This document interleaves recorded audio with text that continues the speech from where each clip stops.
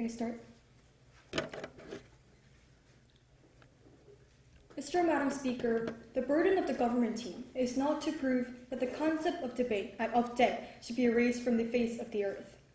The point is to make people realize that debt is not a promise for wealth and opportunity, but accompanies serious risk and variables that can easily lead a country into a peril. And that is why this debate is a practical debate. It's not a practical debate that divides a world with or without debt, but rather a practical analysis of what attitude we must take when considering a debt-driven economy. So bearing these points in mind, before I'd like to move on to our arguments, I'd like to define this motion. So what do you mean by a debt-driven economy?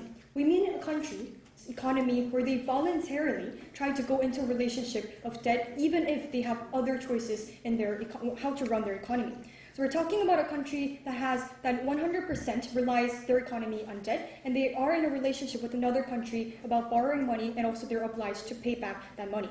But there are two things to keep in mind in today's debate. The first one is that we're not talking about bailouts or foreign aid. Why is that? This is because bailouts and foreign aid in the first place is in these countries who are in a threat of bankruptcy, they do not have any other options, but this is their last resort to be in a relationship with the debt. And second thing to keep in mind is that we're not talking about countries such as USA or Japan where they print out their own money to pay back their debt, because for these countries they do not need to take any measures, or they do not need to put a lot of effort in paying back that debt and that risk in that country. So having cleared out the boundaries of today's debate, as Prime Minister, let me go on and elaborate two arguments on the government bench. The first argument is regarding the structural and the systematic problems that we have in a debt-driven economy, and I'm going to be explaining to you two structural problems. The first problem is that the government is not a best actor in handling that debt in the first place. And why is it? It's because government has a mutual relationship with their citizens before they have that relationship with another country that they borrow money from.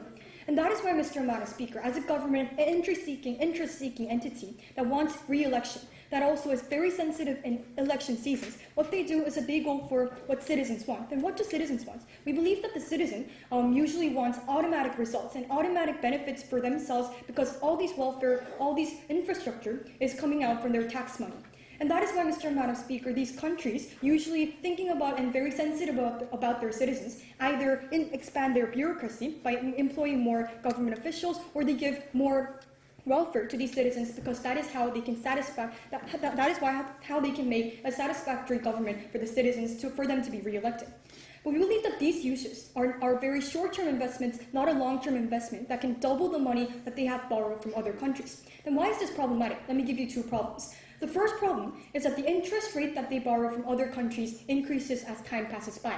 However, in the government, they do not make extra money, and that is why they cannot follow the interest rate and the increasing debt that they have borrowed from other countries. Eventually, they lead to a situation where they cannot pay back that money that they had borrowed from other countries. No, thank you, sir. And that is why we believe that when it comes to this situation, we lead to a situation, and we give you an example of Greece. But the second problem is about how when the government starts to have these populistic policies, now people have an expectation, a certain standard of expectations that they expect from the government to give them.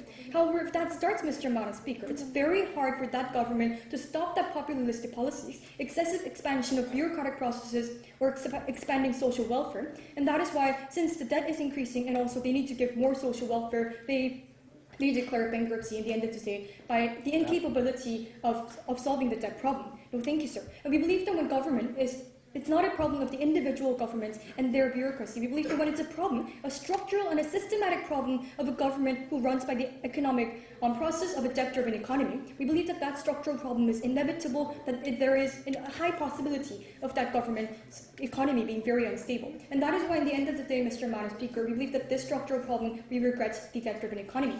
But let me tell you the second problem. What is it? We believe that the second problem is also regarding the characteristic of a debt-driven economy. That characteristic is that all countries are correlated in the situations. So what do we mean by this? If I'm a debt-driven economy, that means I borrowed money from another country, which means that claim-obligation relationships goes on in the whole world.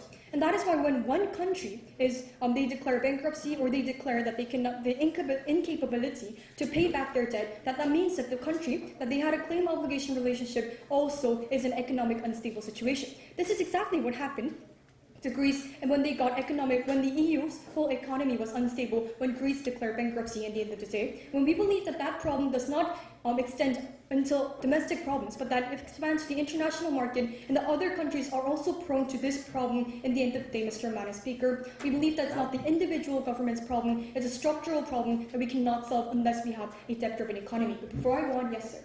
If these nations are so correlated by debt, won't the nations and the international community have the incentives to make the nations follow the code and restore order to the debt system? But the problem, Mr. Madam Speaker, is that when it comes to these governments, they are prone to not tell their bankruptcy, to not tell their unstable economic situation to the international community, which means that they try to restore it themselves, which even makes the problem more severe. And that exactly is what happened to Greece. They cannot say that other countries can solve that problem when they see Greece declaring bankruptcy and having thousands and thousands of unemployed people inside their country. We believe that that itself is also inevitable when we have one debt-driven economy. That is why we regret this economic system.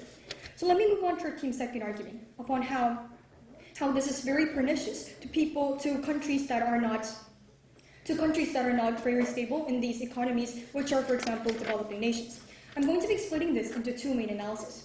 Firstly, Mr. Madam Speaker, if it's a situation where they start to lose credibility, they start to show the other people that they have less capability to pay back their debt, what happens is that other countries who have invested in that country try to take away their investment to that country. And that is why when that investment is gone from that country, although they already have an economic crisis by the incapability to paying back their debt, there is even more severe situations in the economy when the investment, which takes away a huge portion in that economy, it gives a very big disadvantage.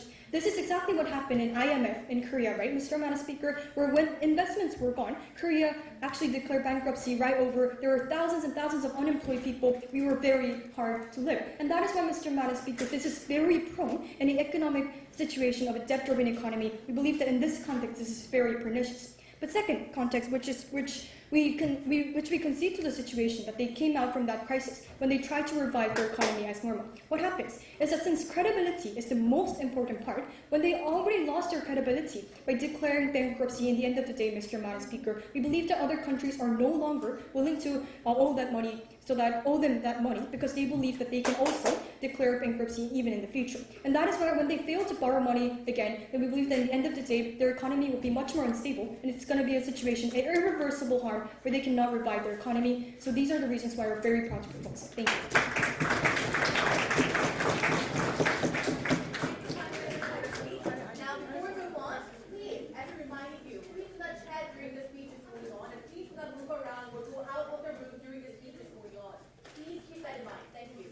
Now I'd like to invite leader of the opposition.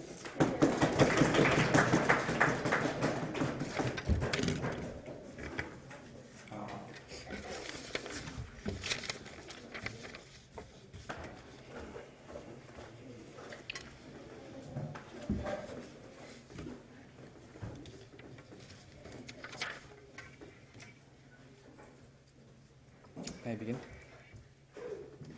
Madam Speaker, and Mr. Madam Speaker, ultimately today's opposition tells you that debt and the utilization of debt differs very much according to how you manipulate and how you manage that debt system itself. Today we tell you that excessive debt can bring you misery, but if you manage them well, we believe that debt actually underlines our fundamental principle of economy. It actually aids to economic development in the first place. Mr. Madam Speaker, first of all, we believe that debt helps you start out and lay the infrastructures of a capitalistic society. Second, it activizes the market. Third, effective management will bring economic growth. So that is why we emphasize these functions of debt. Ultimately, we do not regret debt-based economy because that debt system itself is what laid the fundamental principles of the economic developments that we have and that we see within our society in modern capitalistic society. So, Mr. Madam Speaker, as the leader of opposition, first, I'm going to go over the case presented to you by the Prime Minister. And second, we'll give you the opposition's case. So let's briefly go over the case presented to you by by the Prime Minister, right? So first of all, they stated like structural systematic problems, right? And how government cannot be the best actor to actually manage that debt system.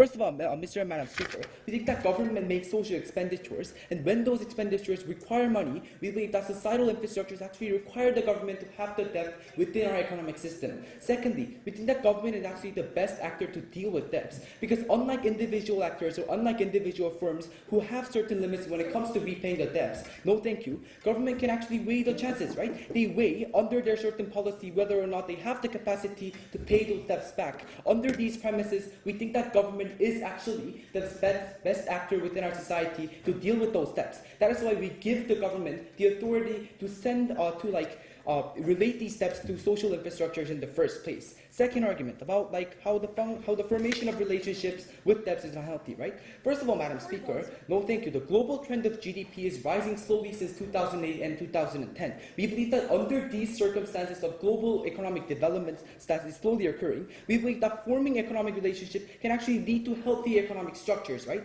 But secondly, moreover, we believe that global communities linkage itself, like the POI mentioned, itself as an incentives of check and balance system, Madam Speaker. We believe that those international linkage system itself acts as a system of check and balance that actually weigh the chances of paying these debts back. Secondly, about developing nations, no thank you. We believe that first, these debts create economic systems that underlies the development and the societal infrastructures of these developing countries, right? We believe that since developing countries lack the absolute amount of finance that they can spend on social infrastructures, they need to borrow money. We believe that these debts actually aid to development of developing nations. But secondly, Madam Speaker, about credibility, we think that credibility itself is not a problem of debt itself. Rather, credibility is a problem how you manage those debts, right? Even under the same circumstances where you have debts and where you don't have debts, if you manage those debts well, then obviously you have higher credibility, right? But if you're like Greece, where you spend extravagant amount of money on useless things and you have economic recession, obviously the economic credibility of that country is prone to fail, right? So with that premise in mind, no thank you. Let's move on to the opposition's case, right? First of all, Mr. Speaker, the opposition's stance is that we believe that debt, we recognize debt as the underlying social infrastructure of our economy. We believe that debts are everywhere, and debts is what allowed us to face the economic development that we have today. We believe that the points and problems that the government side brings to you is not a problem of debt itself. Rather, that is a problem of how you manage and how you deal with debt systems under our society, right? For example, let's compare Greece and Japan, right? Both have excessive amount of national debt, no thank you, but those two countries' status are completely different. Because unlike Greece, whose executive policies go the wrong directions into spending money on useless things, we believe that Japan, through systems of Abenomics, they effectively manage these debts. That is why they arose to these economic importance within our society in the first place. So we have two arguments to uphold our case today. Number one, how debt fosters economic growth. Second, how debts are the most compatible form of societal infrastructures. Move on to our first argument, no thank you, how debt fosters economic growth. 2 points of analysis. First, startups and investments. Second, effective management of debt. First of all, startups and investment. In a number of cases, Madam Speaker, we think that in order to start up a business or start up a societal infrastructure, the current society requires debt. Why? Because you need a certain amount of debt, a certain amount of loans to start a business. You need investors. You need to create that consumer-supplier relationship in our capitalistic system to create this sustainable business system. No, thank you. We believe that these sustainable business systems are the result of debt-based economy, and these businesses are the basis of our economic growth. So we recognize debt as a basic structure to facilitate economic growth within our society. But second point of analysis, no thank you, within our effective management of debt, we believe that debt itself acts as an incentive to reduce the amount of unnecessary social expenditures, and with rising GDPs, we believe that these countries have the capacity to reduce certain expenditures and to slowly pay their debts, right? Because we think that without the certainty of future, we don't see a reason of why we should regret the foundation of our economy, we don't see any reasons to regret debts once it aids to economic development, right? Let's move on to our second argument about how debts are the most compatible form of expenditures. We have first how debts are the start of social infrastructures. Second, how absence of debts leads to other economic failures, right? First of all, Madam Speaker, we believe that individuals need debts to start up our business. This was very, very elaborated within our first argument. So let's go directly over with our second point of analysis. How absence of debts leads to other economic failures, right? In order to find that money, Madam Speaker, people will turn toward the government if there are no loans, right? Why is that problematic? Because first, when they require money, Madam Speaker, they turn to the government of that nation, and we believe that this will lead to more bills being issued into the market. No, thank you. Why? Because we believe that once these money are issued into the market, it will lead to more inflation, more demand, and it will lead to problems, societal infrastructure such as unemployment. All of these leads to other unique harms that are found in the absence of debt. We believe that absence of debt itself leads to issuing over economic failures within our system. Madam Speaker, when people require money, right, they need money. What we need to do is to create a system that aids to these startups, right, that actually aids to these economic infrastructures. What we do not do is we do not cut up debt itself simply because some nations or some entities are failing how to manage with debts. We teach them the proper ways how to manage those debts. We allow those entities to utilize debt into flourishing in their economic status. We also recognize the global trend in which the countries have increasing GDPs, right? With these slow economic status and with these slowly developing global trends, we believe that these debts itself will actually aid in the development and the further progression of economic enhancement in our society. We believe that also debts leads to credit creation. Therefore, we're very proud to oppose.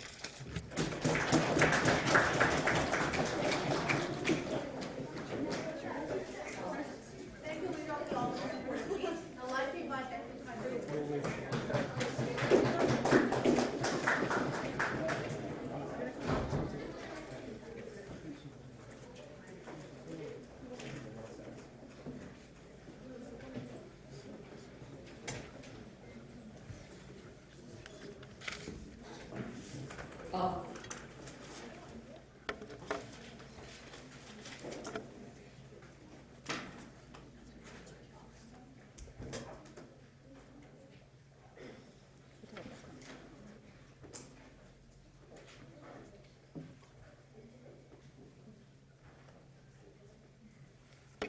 two premises on opposition side of the House. First of all, they simply assumed that development is going to be good for their economy no matter what happens. We don't think they asserted to you, they explained to you why development is beneficial for the country or for the economy at the end of the day. Second premise, they never explained to us why you can't achieve development if it weren't for debt-driven economies.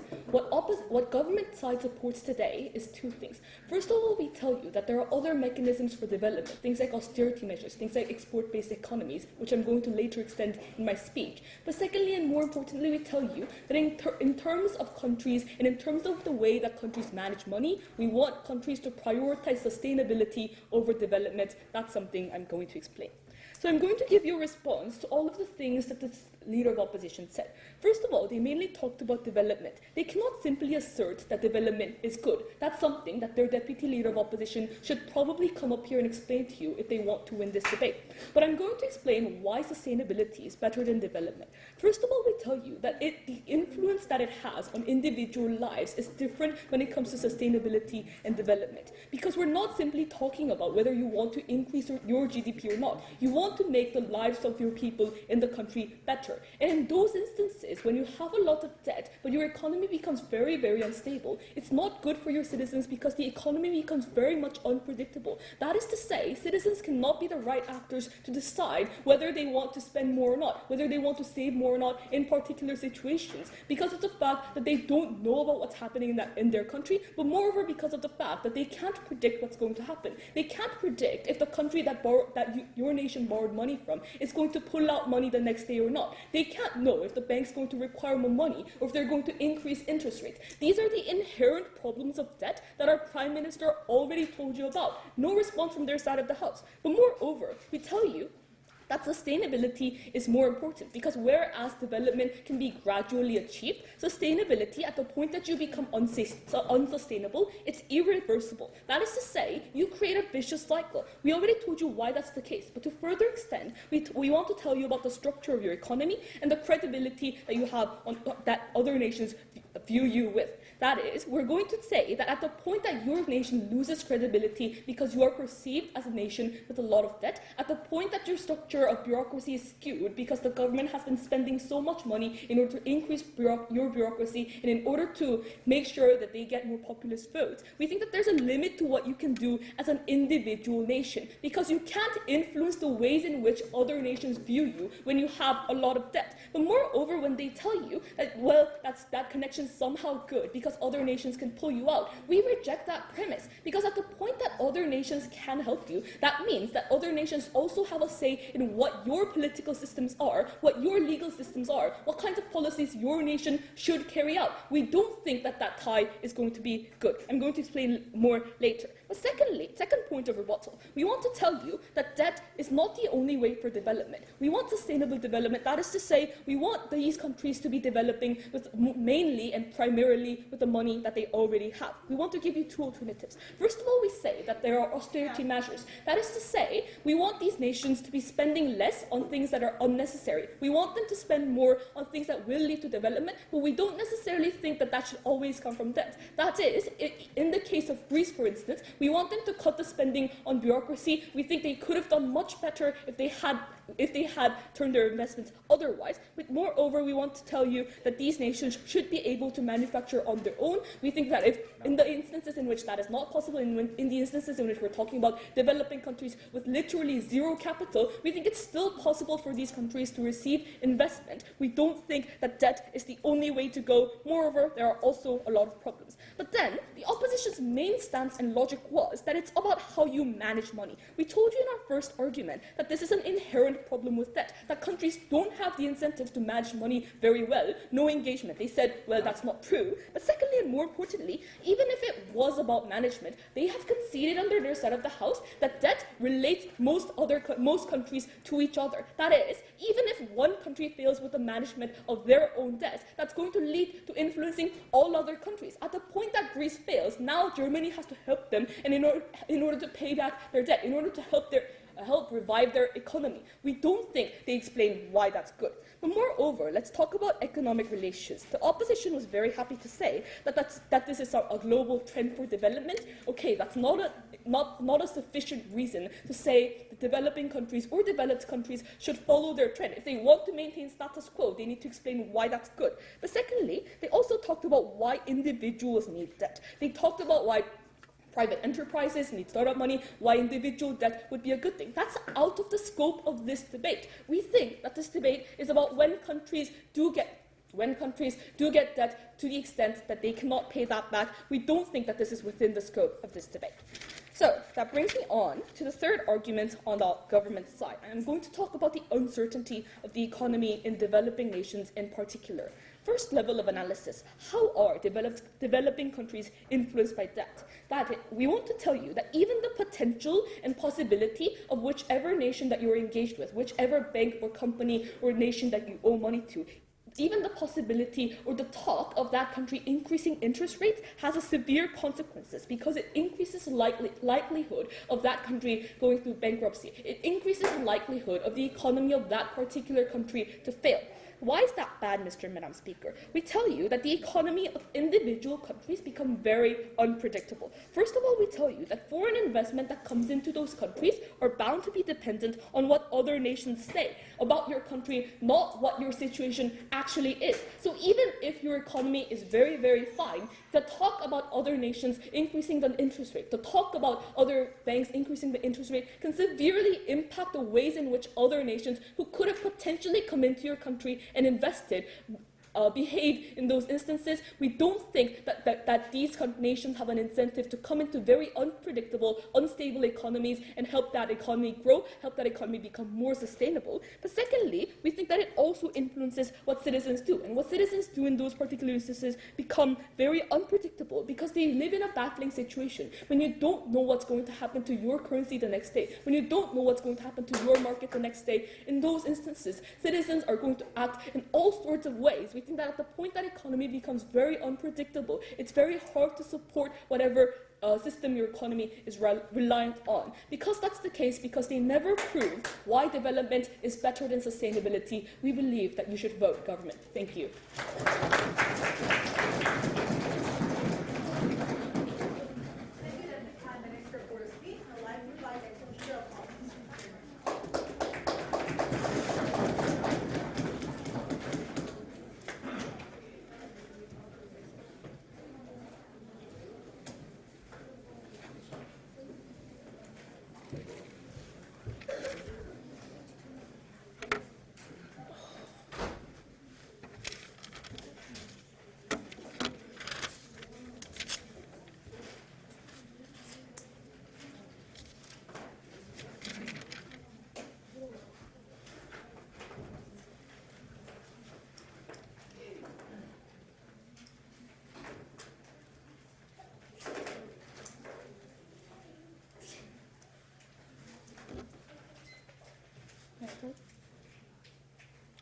Mr. and Madam Speaker, today we see a government side that cuts economic growth from developing countries, that cuts economic growth from private entities. We think that debt is a crucial factor when it comes to circulating economy. We think that debt serves a crucial factor when it comes to saving economy from stagnation, when it comes to developing economy as a whole, Mr. and Madam Speaker. We think that debt is especially crucial for developing nations where they lack any financial power in the first place, where they lack any infrastructure in the first place to develop their economy. We think that in certain cases where these people lack the financial power to start up businesses and start up industries in the first place, we think that debts actually play a crucial role in developing economy. Therefore, we think that debt is actually the underlying factor of the economy that keeps the economy running. We think that we cannot deny the importance of debt within the current status quo, Mr. and Madam Speaker. Now, before going on to my arguments on how debt enhances international relations, I'd like to first rebut to some of the points made by the previous speaker. So first of all, regarding the point, is development good? Mr. and Madam Speaker, we don't think that all development is absolutely good, but we think that economic development, actually does serve as a prerequisite when it comes to further advanced levels of development, for example, social development and economic development. Because we think that without infrastructure, without any financial basis, we don't think we can achieve social development, we don't think we can achieve political development. And we think that such economic development can only be achieved through debt, through lending money from other countries, especially when these countries do not have the financial power to start businesses and start industries in the first place. Yes, ma'am. Please explain why you can't take austerity measures to seed investment or do this. Mr. and Madam Speaker, we think of the main reason why developing nations actually borrow money in the first place is because these people actually lack the money. That is why, in order to actually utilize the money and actually create businesses and create industries, we think that the only method that these people are actually left up to is actually to actually borrow money from other countries and actually utilize the money. And we think that once these developing nations actually achieve a certain standard of economic development, we think that these people will also gain the capacity to repay these debts. We don't think there's anything problematic with that. We think that certain cases, for example, Greece, that fail to manage the problems with debts are not the generalized cases of countries with debt structures, but we think that such cases are the failures of certain economies that actually fail to manage their debt crisis, Mr. and Madam Speaker.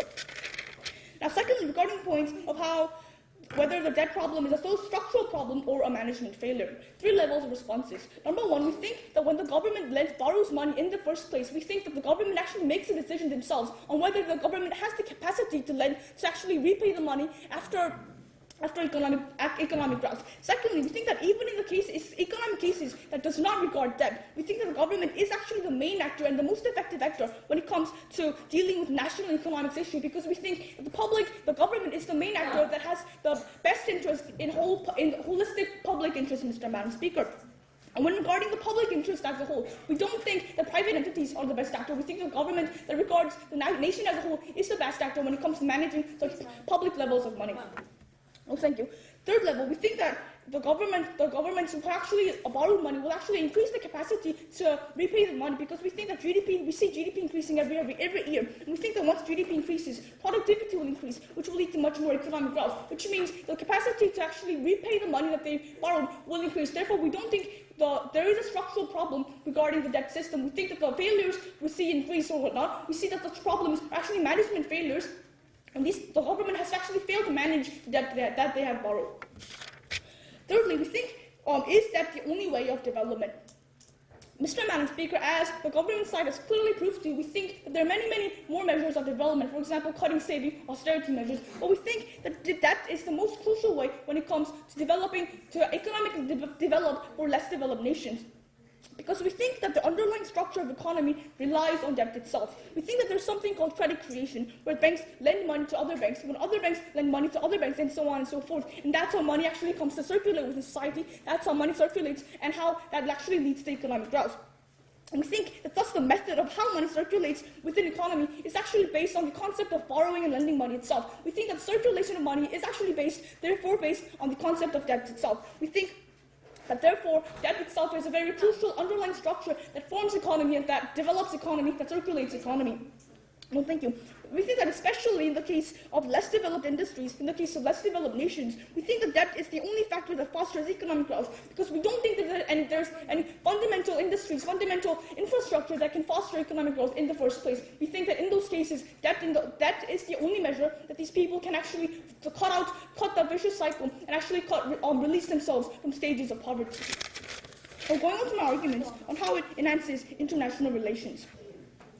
Number one, in the case of national debt, where government debt is held in domestic private entities, for example, Japan, we think that because foreign nations have much more financial capacity with much more lenient standards when it comes to borrowing money, we think that when national economy faces a crisis, it is inevitable, and these people, the government has much more tendency that they turn to foreign sectors to solve that crisis, Mr. Madam Speaker. This is why more and more countries are actually borrowing money from foreign nations. This is why more and more countries are actually expanding from national debt to foreign debt, Mr. Madam Speaker. We see U.S. borrowing money from many, many nations, not only developing their national economy, but also forming these interrelations with other countries that they borrow money from, Mr. Madam Speaker. Now, why is this increased interaction good? Mr. Madam Speaker, we think that once countries are linked with each other, this actually means that the economic development of one country will actually naturally lead to the economic development of another country. No, thank you. We think that such virtuous cycle can achieve with efficient management of debt, because we think that the monetary relations will actually tie the countries together in that they actually share the same interests, they share the same goals. We think that such efficient vicious cycle is sufficiently possible, as we see many, many nations are succeeding management of debt, succeeding the interrelations between our countries right now. We see that the economic crises of, for example, Greece, that caused recession in their country as well as neighboring countries. It's not the problem itself of debt-based economy, but we think this is actually a problem of that country itself, where the government failed to manage debts as what many, many countries of the international society is doing. We think that ultimately the increased interaction is beneficial for international society, because we think that the global trend moves towards corporate cooperation, moves towards integration between international society. Now, at the end of the day, we think that we are the house that fosters economic development as well as interrelate countries, that ties nations together, that makes the nations actually share the same interests. We think that unlike any other international policies, we think that debt is actually the best tool when it comes to interrelating countries, because we think that this regards money, which is in the best interest of nations. Therefore, we think this is the best. The debt system is actually the best system that ties and interrelates countries. Therefore, I'm very happy to oppose. Thank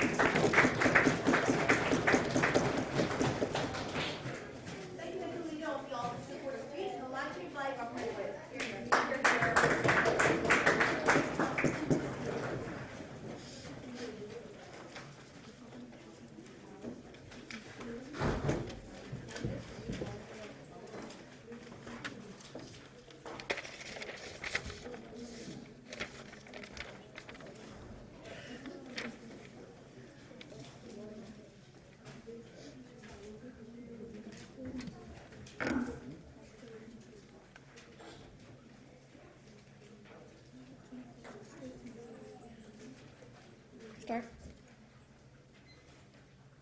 It's a very tragic situation that the opposition bench today makes a big assumption that debt-driven economy leads to automatic economic growth, even when we told you how there are so many political concessions that make the domestic economy actually collapse, and there are so many ways in which these developing countries are simply swayed by those developed ones because they are in a debt-driven economy. And we also very sad that they do not consider anything about the sustainability of the economy, which is very crucial in today's debate. They simply just keep on saying that there will be economic growth in such an idealistic way. We don't see that as a good attitude. We also want to point out they had no engagement at all regarding about the alternatives that we gave to you by not wasting money with the given money that the country has, and also getting foreign investments. With these kind of austerity, these kind of ways in foreign aid, these kind of ways of other kind of ways that export driven economy, things like other alternatives, were not mentioned at all by the opposition bench, and we feel that this is that was not a good attitude to take throughout the whole debate. Now, directly moving to the two clashes that we have. Number one, can debt create any long-term good? And number two, who can better ensure a sustainable economy? Now, directly moving on to our first clash.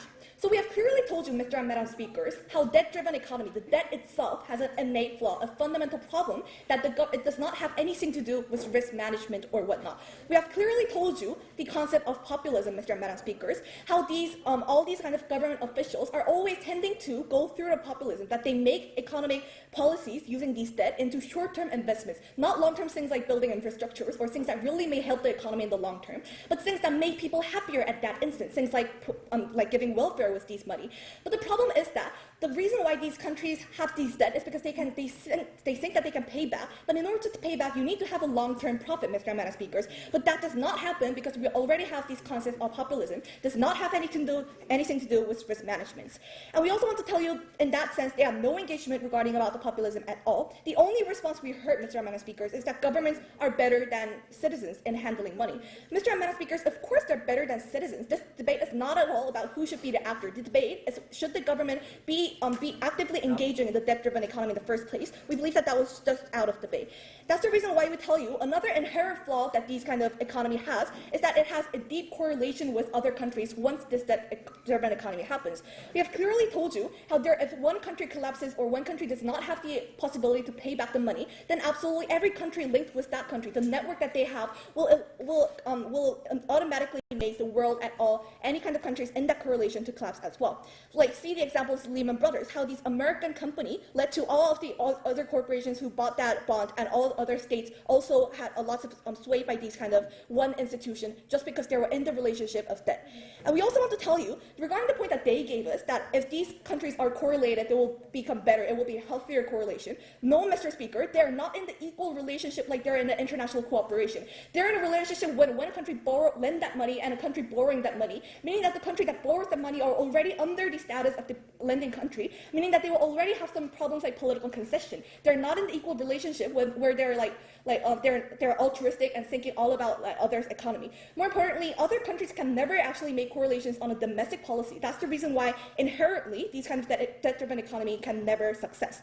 We want to move on to the political concession point as well at this point. Now, we have clearly told you, especially for the developing countries, these countries, if they're tied to the developed countries because they need to pay back the money, they have something to pay back, then absolutely they will be tied by those developed countries. For instance, Greece was tied by Germany because once Germany lended money to Greece to pay back, they demanded Greece to run a contractionary fiscal policy, meaning they're demanding Greece to change their domestic economy system in order to pay back money.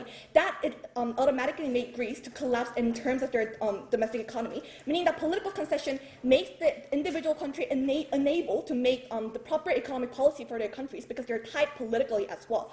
And regarding the point that they gave us, that if we do not have debt, there are no chance for the countries for economic growth at all. We want to simply tell that. Firstly, our first method is austerity by limiting money that are wasting and use it into economic growth. But secondly, if these countries already have the capacity, if they do not only have the capital, but if they have the technology, if they have the human capital that seems that they have possibility to success in the long term, then they will have foreign investment, Mr. and Madam Speaker. They don't need to go and risk their country and go for debt. We believe that foreign investors will absolutely go for those countries and help them out so that they can get those financial help from throughout the whole country, throughout the whole world. And regarding the point that we gave us, the austerity, we already have these examples like Ireland. Ireland actually is a representative case where they've gone through austerity and successfully led to the economic growth. And we also told you about these export-driven economy, no engagement at all, Mr. and Madam Speaker. We also had that they conceded to the point that there are other ways from the second speaker, and if they do not mention anything about other ways, if they do not make any comparative, they can't win today's debate. Now, moving on to the second clash, who can better ensure a sustainable economy? So, Mr. and Madam Speakers, we absolutely believe that although it is true that debt can make a short-term economic growth, it is very important whether to scrupulously look whether there is a long-term risk or not. So in that sense, we want to tell you absolutely debt is a risky one. It's a gamble that you put in. It cannot make the economy sustainable anymore. We have clearly told you in terms of developing countries as well, how this is not so simple, Mr. Madam Speaker. It doesn't mean like these countries borrow money and they suddenly become economic growth and they suddenly have the capacity to pay back. No, there's always something in the middle. There's always happening in the middle. They have those political concessions. They also have this consistently increasing interest rate, which makes it much harder to pay back. But secondly, there's also they're severely swayed by countries that lended money to them. For instance, when Fed in 2015, when Fed announced the possibility of the interest increase, the CDS premium, meaning that the bankruptcy rate actually really highly developed in these kind of developing countries like Philippines, Malaysia. They had a significant increase in CDS premium, meaning that they're simply swayed by these kind of countries just because they're in the relationship of debt, and that clearly proves to us how these countries are already in an unsustainable economy, making it much harder to gain independence and become a stronger country later on. And we also want to tell you, because these developing countries extremely have a low credibility, and we also need to note that any country that lends money to these countries always have the right to take back the money as well. Meaning, if these countries have a low credibility and seems like they cannot pay back the money back, then these developed countries can at any time take out the money back, so that it really makes that developing countries have no room to develop, have no room to use that capital into long-term investment or whatnot. And Mr. Madam Speaker, that's the great reason why we want to emphasize once again that the economy should stay stable in order to make these developing countries develop as well, but also for the developed countries as well. We think that because they're already in a correlation that makes it inevitable that the government actually need to be in that relation, they need to get into that political concession as well. That really makes it harder for these countries to make independent choices later on. And we clearly tell you there are other ways such as austerity, and if you cannot have any money to run for austerity, then you can gain for an investment. And in that sense, we believe that we are the one that goes for a sustainable economy. We're the one that actually proves to go for a better economic growth. Thank you. On the list for the speech, now let's invite all the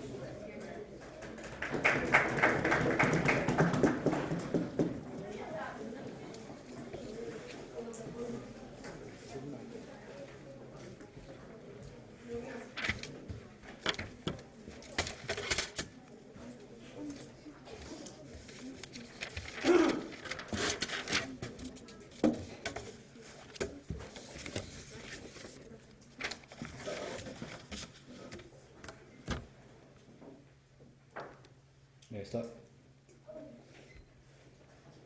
Mr. and Madam Speaker, the government is like a snail.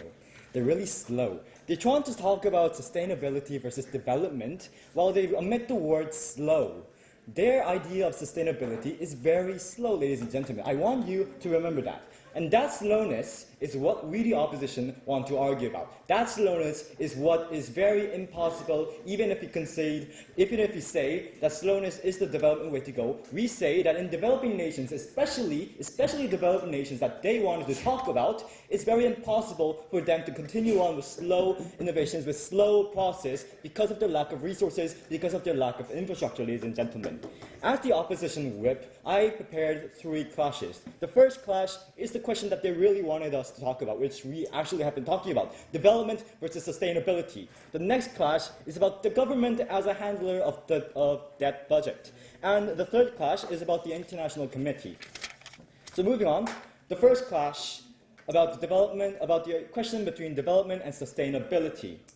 Now, once again, I tell you, sustainability is a very partisan word, because their idea of process is very slow and very limited to nations who already have, no thank you, the resources and capability to offer their people things that their demands actually follow up to. Ladies and gentlemen, Ireland is not a nation that's very severely impoverished like the nations in the third world, Africa. They are nations who already have resources. But in the case of developing nations, they don't have that power. They can't even start their own businesses. They say, no thank you. They say that they're going to use it on short-term effects only, that they're going to, no thank you, they're going to use the debt money for short-term effects only, and that it's going to be useless. But ladies and gentlemen, without any kind of money, no thank you, to be borrowed from the International Committee, then where do you get money in the first place to actually invest in things that make them money? No thank you. Even though these short-term investments are going to be made, they make money. And what does money do? They make capacity and potential for this nation to invest more on bigger projects that give back more, bigger value, ladies and gentlemen. No thank you. So, ladies and gentlemen, the proposition said that politicians and government are greatly influenced by the people and their popularistic demands, ladies and gentlemen. Well, if they say so, then if they restrict themselves to austerity measures, let me talk about austerity measures now. If they talk about austerity measures, they are following one assertion, that these amounts of useless funds already in the national budget are in such a significant amount that it can solve everything if we just get rid of them. Ladies and gentlemen, that is not the case. In nations like America, for example, we could argue that their military budget is too big, but ladies and gentlemen, in the case of global society, that's not the case. No thank you. And why? And even if we say that these budgets on another perspective is not necessarily needed, their case is contradictory. No thank you. Let me explain to you. Why? Because they said in the very first first speech and speeches that followed that governments are influenced by populistic values that they are going to heed most definitely to the public. No, thank you. And this public is making such demands. And these publics, since they're making such demands, these seemingly useless funds are being made. That's why the national budget may seem so stupid to some people who disagree with the government. That's why the government is not getting rid of those fees. If it's truly useless and the people don't want it, then those fees will be simply cut. Why are they still there? Because the people are asking for it and the government are listening to them. That is what is contradictory on their side. But before I move on, yes. Why is it that debt is beneficial if the government constantly has to concede to what the people ask for? Can you clarify? Why is debt-driven economy beneficial if under your side the government has to constantly concede to what the people ask for? Well, of course, the people ask for better lives. They don't ask for Lollyland or some Candyland or some weird, stupid kind of thing. They ask for social benefits. They ask for money. They ask for our lives to get rich. That's the priority, ladies and gentlemen. That's what people ask for. No, thank you. Without any kind of debt, without any kind of loan money, they don't have the money to make it at all. They talk about the harms that might happen if the government is super stupid. But ladies and gentlemen, they're cutting off the chance in the very first place. They're getting rid of opportunity, ladies and gentlemen. We don't want to inhibit the people's wants. We want to live in a world where people can ask for things and they can get it back so that they can pay them later. We want to keep people out of poverty. We want to keep people, no thank you, out of systematic bureaucratic malfunctions due to the shortage of money. We want to keep people out of the denial of innovative ideas. We want to do deficits because it's quick and because it can give us large quantities of money. We want these issues, we want the issue of getting that money to be our issue at hand. Not people starving, not people not being able to get their benefits that they rightfully ask to government in democratic societies. Yes. You want development. You also want people's right to ask for something. If these two clashes, then can you tell us how that debt can achieve both? Well, ladies and gentlemen, the government is talking about very vague issues here. They're talking about how these governments, these African governments, are so illogical that they can't even make good investments. Ladies and gentlemen, these African governments don't just throw away useless governments at hand. I'll talk about this in our second class, so I'll move on right now. No, thank you. Especially in the case of developing nations, ladies and gentlemen. I say this again because it's very important. They're cutting off chances. They're cutting off opportunity at the very first place. We want people to actually have money at hand so they can get the things they want. No, thank you.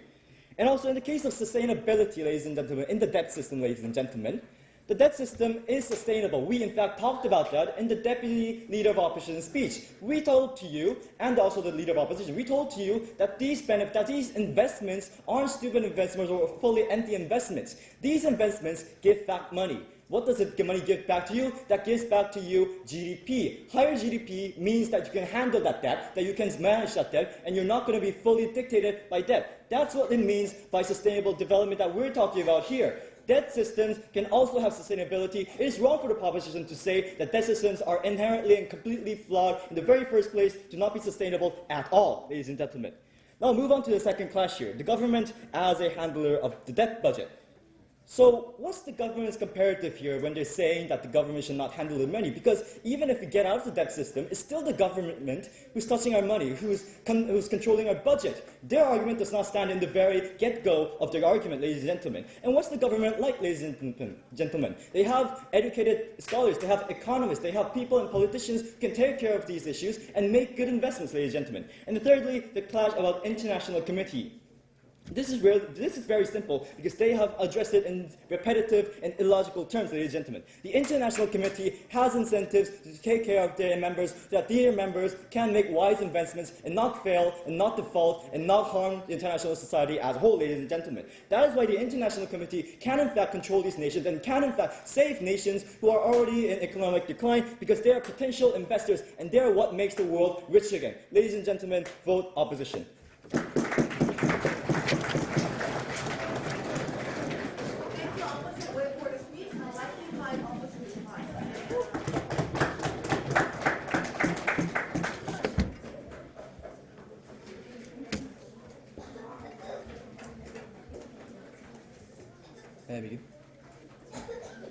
Mr. and Madam Speaker, ladies and gentlemen, the goal of developing countries through economic policies is to ultimately detach that developing country title, right?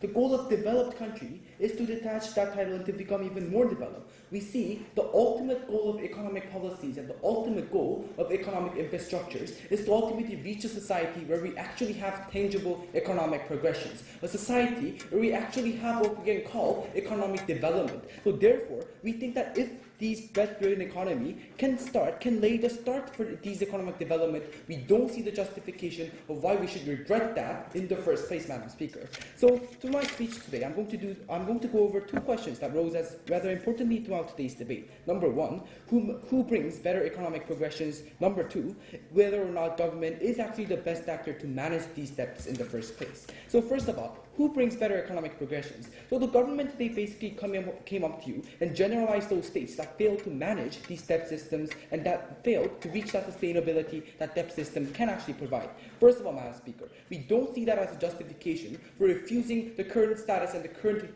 economic developments and progressions that we have made. The reason why South Korea, for example, was able to arose to the current state was because we had these foreign investors, foreign countries who borrowed these monies, who invested these monies to our nation. That laid the foundation of our economic development. We believe that debt was, and as always has been, the foundation of our economic growth. Secondly, why is development good? We think that development is actually a prerequisite to the sustainability that the government side stresses today's debate. We think that without development, there is no sustainable growth. We don't see how a society without development can call for sustainability in the first place, Madam Speaker. So we believe in order to reach a society where sustainability actually exists, we need those debts to actually provide the cornerstone and to lay the foundation of economic development so that once we have this development, then we pursue sustainability.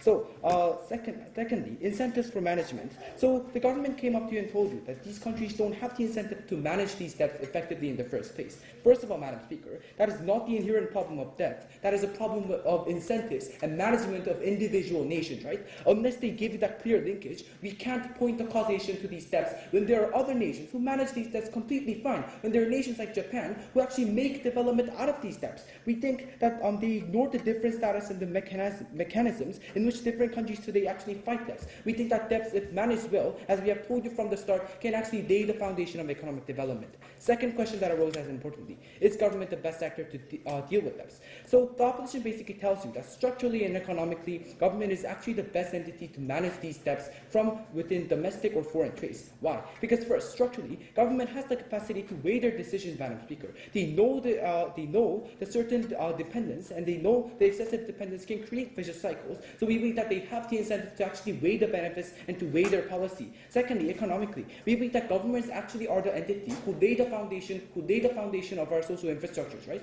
So we believe that they actually have the right and duty to incorporate certain debts within our financial systems to actually force our society and to lay the foundation of our development. So basically, Madam Speaker, we tell you that the burden of our side opposition today is not to weigh or prove certain policies, right? Do we only prove to you that we do not regret debt-driven economy because it allowed us to face the progressions that we have within our society. We don't see how the government can reject that the debt systems actually lay the cornerstone and foundation within our financial systems. We tell you that debt, if managed well, as we have been emphasizing over and over again, actually leads to that certain progressions, actually leads to those tangible benefits. That is why we're very proud to oppose.